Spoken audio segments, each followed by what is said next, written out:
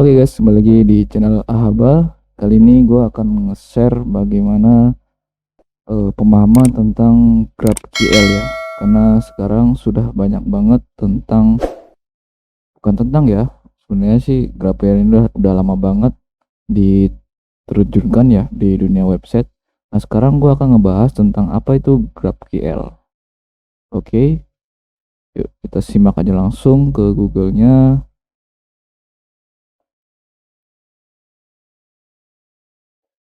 Oke, di sini gua mencantum dari GraphQL. GraphQL adalah sistem operasi yang open source dan memanipulasi language API ya. Dan ini adalah runtime for filing query extension exiting data. GraphQL ini was developed internal by Facebook in 2012. Jadi dia sudah di develop oleh Facebook, dibuat oleh Facebook yang tahunnya 2012. Dari 2012 sampai rilisnya 2015. Jadi dibuatnya di 2012 ya guys. Terus dirilisnya di tahun 2015. Ini cukup lama juga ya. Ini mulai dari tanggal 7 November 2018. Graph ini mulai project moving from Facebook. Move it ya, Grab ini projectnya dari Facebook. Terus ya silakan ya baca-baca ya. Jadi gua nggak, dan ini adalah bahasa-bahasa GraphQL yang available, yaitu ada Haskell, JavaScript, Python, Ruby dan lain sebagainya. Di sini ada banyak, Clojure juga ada. Dan di sini hasilnya dari GraphQL ini adalah JSON ya. Nanti gua akan jelasin bagaimana sih cara. Kalau ini kan dari developernya ya, dari web developer mah. Nah kalau kita dari hackernya gitu ya, karena kita akan membahas tentang sisi hackingnya. Nah seperti ini ya. Jadi ketika lu masukin post request, order, ID, product list, product name, price, dan di sini dia akan memunculkan data-data dari data JSON atau merequest ke backend ya. Di sini ada responnya atau hasil dari requestnya. Ada data, order ID, dan produknya adalah orange, dan harganya adalah price. Harganya adalah 1,5. Dapat dari mana bang itu bang? Nah, dapat dari sini. Jadi order, ID, produk list. Nanti kita akan praktek di playground ya.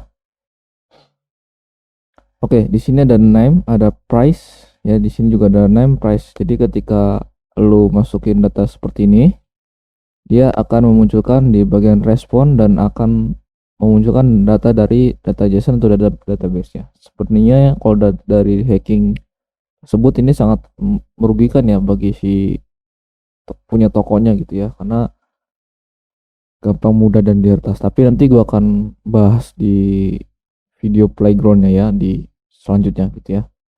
Nanti bagaimana seorang hacker ini meretas sebuah database yang bisa dimunculkan ke data JSON. Oke. Sekarang kita pemahaman dulu. Apa itu GraphQL dan kegunaannya. Nah, akhir ini banyak GraphQL semakin populer ya di kalangan developer project. Jika menemukan artikel ini berarti mungkin pernah mendengar ya mengenai GraphQL dan ingin mencari tahu apa sih itu GraphQL sebenarnya. Jadi guys, GraphQL ini sebenarnya itu kayak REST API ya, pengganti REST API. Nah, kalau belum tahu tentang API, mungkin silahkan tonton aja tentang bukan perbedaan ya, front end, back end, dan API. Itu apa API? Situ gue jelasin secara singkat-singkatnya gitu ya. Di sini gua akan artikan API itu apa? Aplikasi Programming Interface, yaitu penghubung antara web development. Ketika kalian mendevelop atau mengambil data dari sebuah website, yang nanti akan dibentuk dari data JSON ya, yang akan menghasilkan JSON-nya itu seperti menghasilkan data JSON. Nah, kalau GraphQL ini apa? Nah, GraphQL ini dikembangkan oleh Facebook pada tahun 2012 karena karena tim membutuhkan API ya, pengambilan data yang cukup kuat dan menggambarkan semua Facebook ya, karena Facebook kan cukup komplit ya, kompleks gitu ya, dari mulai segala macamnya, namun sederhana, mudah untuk dipelajari dan digunakan pengembang produk kami. Oke, terus perbedaan GraphQL dan REST API ya standar ya. Jadi GraphQL jauh berbeda dengan REST-API standar, di mana Anda bisa memiliki titik akhir atau sumber data tertentu yang Anda tekan, menentukan seluruh blok yang dikembalikan respon JSON. Yang tadi gue bilang ya, dia akan menghasilkan data JSON yang bisa kita lihat dari situ gitu ya. Nanti gue akan jelasin juga. Yang kemudian akan diurai dan tersebar. GraphQL bukan didirikan di sekitar skema query resolver dan bertujuan meningkatkan filosofi REST dengan memungkinkan Anda meminta bagian tertentu ya. Silahkan dibaca-baca aja. Ini gue akan secara singkatnya saja. Nah, seperti tadi ya, ini adalah contoh dari tadi Wikipedia. Ketika kalian ngepost hasil ini, dia akan merespon hasil ini. Jadi dia akan memunculkan data-data yang ada di bagian backend ya, ke bagian front end. Oke, sekarang kita lihat ya. Udah gini, penggunaan GraphQL secara umum. GraphQL sebagai pengganti REST API dengan kelebihan dapat mengakses semua data yang dikirim oleh backend dan front end, bisa diakses seluruh data dalam satu endpoint. Jadi sangat berkaitan ya. Nanti kalau misalnya kalau lu tahu sampai sini, stop dulu ya. Jadi apa itu API kalian pahamin dulu, apa itu front end pahamin dulu, apa itu back end pahamin dulu. Ya kalau kalian tahu back end, ya tahulah back itu artinya apaan, front itu artinya apaan, kalian udah tahu. Nah, tapi fungsi dan gunanya tuh apa gitu kan, mungkin belum tahu ya, yang bagi pemula gitu ya. Karena ini channel pemula. Oke, sekarang sudah paham ya. Itu adalah pengganti GraphQL. Hampir secara umum GraphQL adalah sebagai pengganti REST API, yang dimana REST API ini mungkin kurang gitu ya, jadi GraphQL. Oke, sekarang kita lihat di bagian sisi hackingnya. Di sini gue menemukan dari Hacktrick ya. Hampir sama seluruhnya ya, hampir sama dengan pembahasan sebelumnya di Wikipedia dan apa ini tadi, konsep coding. Cuman kita lihat dari sisi hackingnya gitu ya, apa aja. Nah, di sini ada bagian fingerprint, hampir sama ya pembahasannya ya. Di sini ada titik lagi, ada fingerprint ya, dimana nanti betul kita baca dulu ini ya, apa ada alat grab ini segala macam mendeteksi mesin GraphQL mana yang digunakan di server dan kemudian mencetak beberapa informasi menggunakan untuk audit keamanan. Oke, sekarang kita lihat basic enumeration ya. Sekarang GraphQL support get post. Oke, GraphQL sudah support ya get post dan get post ya. Oke. Oh sorry ya kalau gue suaranya bindeng kayak gini karena gue lagi pilek juga. Nah, ini adalah data skema yang dimana sudah muncul ya, ada query, user dan integer, karakter dan ID. Di sini dia memunculkan seperti ini: query, skema, type, name, field name, dan hasilnya seperti ini. Oke, nanti kita akan tunjukkan. Nah, sudah tidak langsung berlama-lama, kita langsung aja. Tapi gua akan bahas kita bahasin dulu ya. Kalau nggak sabaran mungkin skip boleh ya. Gua akan bahas lebih detail lagi ya, karena kita sama-sama belajar dan gue juga baru tahu di sini ya. Dan di sini adalah database skema via interruption. Ya, ini seperti ini datanya. Oke, langsung aja kita mulai ya. Oke, di sini juga ada ya. Ini adalah bagian dokumentasi dari GraphQL. Mungkin kalian mau GraphQL Playground ya. Mungkin kalian kan mau, ya, silakan kalau kalian mau belajar di bagian sini. Dan ini adalah GitHub-nya. Silakan yang mau install mungkin buat pentest segala macam, silakan dicoba saja. Oke, ini menggunakan TypeScript, JavaScript, dan lain sebagainya. Ya, TypeScript paling banyak isinya. Oke, sekarang kita masuk ke playground ya. Sebentar, boleh cek dulu. Udah 10 menit ya. Oke, sekarang di sini sudah masuk ke bagian GraphQL demo meet. Nah, sekarang gua akan melihat database dari bagian backendnya dan memunculkan ke depannya. Ke sini ya, ke hadapan kalian sendiri. Sebelumnya kita lihat skemanya dulu, atau ininya di sini ada user, post, post, post, me, hello, course, course instruction ya.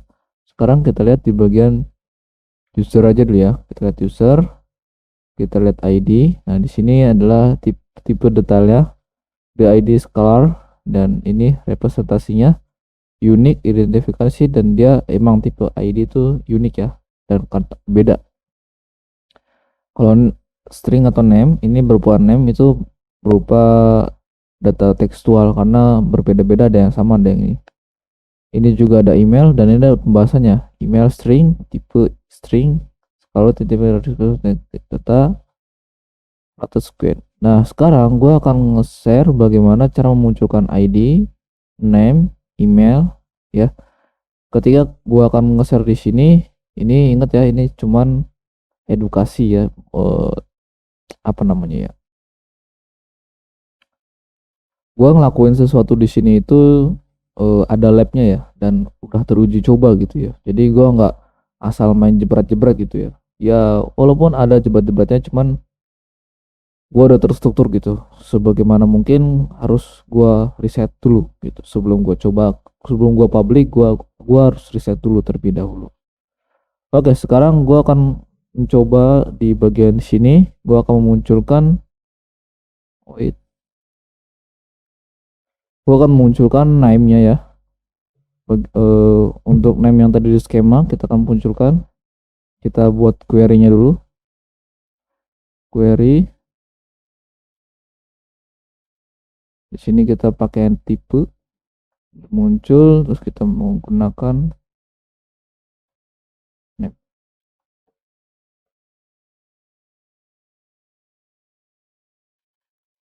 Kurang s types. Oh, salah cuk. Bentar.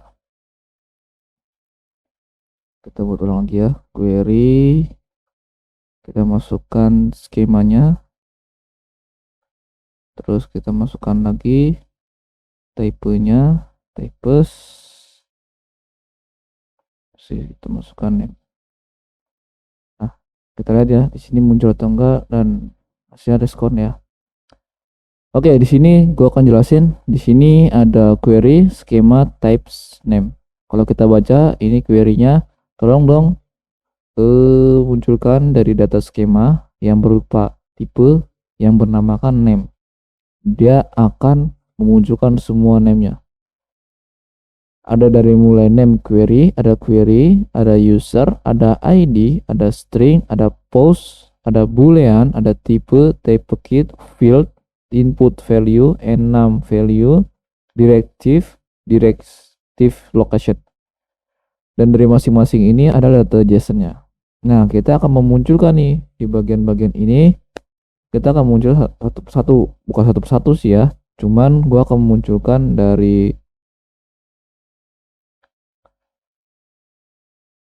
data usernya aja dulu ya, data user, ID, sama stringnya ya. Oke, sekarang kita kalian di bagian usernya ya. Ini kita hapus aja dulu ya. Kita buat data query-nya dulu biar akan muncul. Terus kita buat di sini user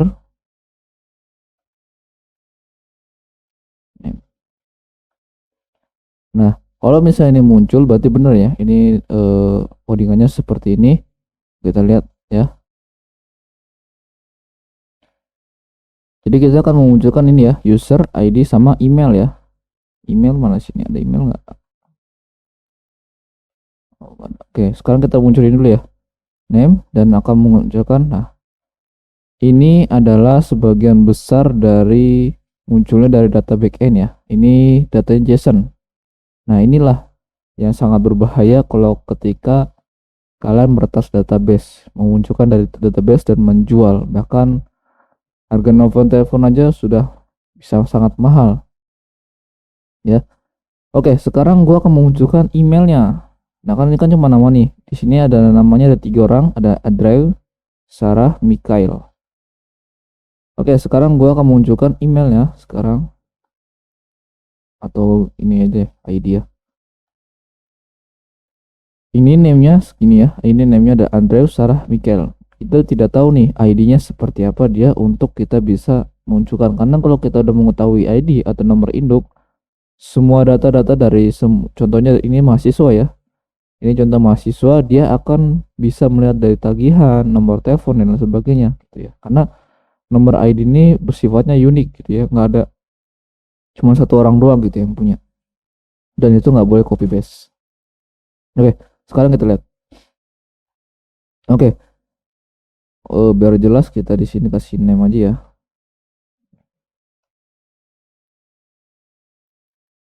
Nah, di bagian sini ID-nya seperti ini ya. ID-nya ya, kalau misalnya nomor mahasiswa, NIM-nya ya 2011 berapa gitu ya. Di sini ada address, ini nama dari nomor ID ini. Terus ini juga sama, Sarah terdetek juga ya. Inilah kenapa database itu sangat harus benar-benar dijaga gitu ya. Kalau misalnya nggak dijaga ya seperti ini, kita akan bisa mendeteksi dari seluruhnya gitu, dari mulai ID, name, email dan sebagainya. Terus bagaimana bang email? Nah, kita coba lihat lagi email di sini. Email. Maka di sini akan memunculkan nih, emailnya pun muncul. Oh, ternyata email dari si Adre ini itu adalah email adreexample.com. Nah, terus email dari si Sarah adalah email sarah.example.com. Terus dari Michelle juga sama, Michelle dan example.com. Seperti itu. Di sini juga masih ada ya, kalau misalnya kita akan munculin lagi satu persatu, mungkin ada gitu ya. Misalnya ada komennya apa, komen sini name, teks aja deh. Coba kita lihat ya. Muncul. Nah, di sini akan muncul ya. Dia memunculkan komen yaitu called not agree more. Ya, apa nih, gue nggak tahu nih artinya ya. Silakan kalian artikan. Jadi dia menuliskan komen seperti ini. Nah, ini bisa apa namanya, bisa juga nih buat kalian yang ini thanks super user post